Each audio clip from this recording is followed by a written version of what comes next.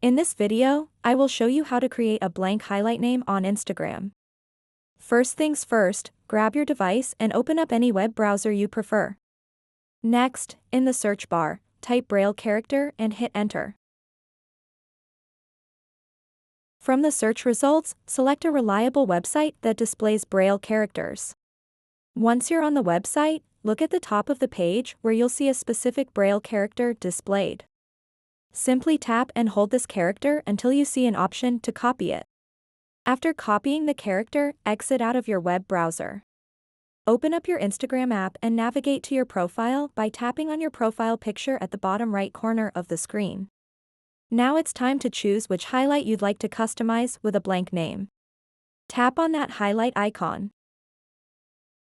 In this section, look for an option labeled More located at the bottom right corner of your selected highlight. Tap on it. From there, tap on Edit Highlight. Now focus on where it says Name. Tap in that area and hold until you see an option pop up allowing you to paste. Select Paste and watch as that blank Braille character appears. Finally, once you've pasted in the Braille character successfully, tap Done located at the top right corner of your screen. And just like that, your highlight now has a blank name.